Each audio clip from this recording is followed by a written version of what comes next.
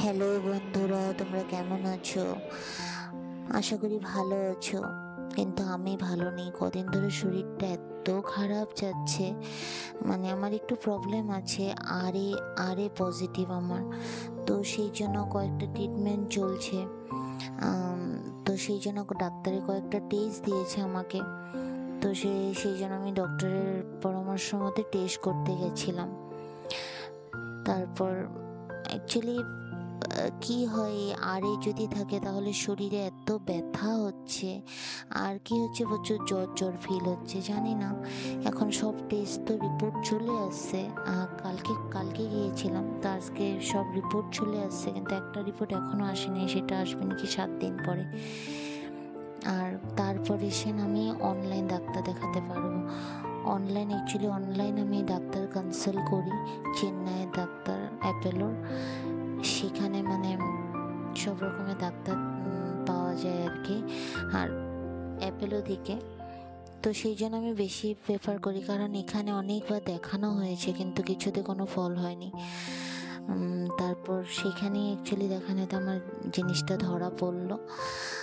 ধরা পড়াতে এখন অনেক কিছু টেস্ট দিয়েছে। ওই টেস্টগুলো করে ডাক্তারকে দেখাতে হবে, তারপরে ফাইনাল রিপোর্ট দেবো। আমার ভয় লাগছে, কারণ আমি প্রচণ্ড কদিন ধরে ফিল করছি আমার মানে জ্বর আসে শরীর, আর প্রচণ্ড টায়ার্ড লাগে। আর আমার যে ব্যথাটা শুরু হয়েছিল কমসে কম 2 বছর আগে থেকে। তো সেই জন্য একটু ভয়ে আছি, জানি না কি হবে। ভগবান রক্ষা করলেই হলো, কারণ দুটো ছোট ছোট বাচ্চা আছে, সেই জন্য অ্যাকচুয়ালি ভয়, আর কিছু না। তারপরে যাই হোক, তারপর আমি চলে আসলাম বাড়িতে টেস্ট করে। টুকটুকি ঘুমিয়েছিল, টুকটুকি ওর ঠাম্মির কাছে ছিল। তারপর রান্না করে যায়নি, এদিকে প্রচণ্ড খিদা পেয়ে গেছে, টুকটুকিরও খুব খিদা পেয়ে গেছিলো। তো রান্না বসিয়ে দিয়েছি, ডাল সবজি দিয়ে ডাল করছি, কারণ থার্সডে ছিল, সেই জন্য নিরামিষ ছিল আমাদের। তো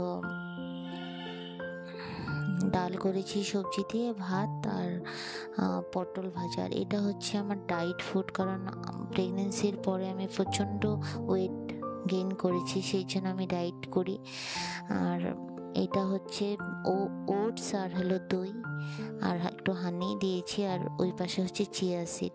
এই দেখুন, এই গাছটা বলে, সবাই বলে এই গাছটা রাখলে নাকি মশা মাছি ককরোচ আছে না। কালই নিয়ে আসা হয়েছে, দেখি কদিন পরে আপনাদেরকে জানাবো কাজ করছে কিনা। গাছটার নাম জানি না। আর কয়েকটা বাদামও ভিজিয়ে দিয়েছিলাম। এই অ্যালমন্ড খাওয়া নাকি খুবই ভালো শরীরের জন্য। অনেক কিছুই তো খাই, কিন্তু শরীর ভালো থাকে না, জানি না কেন।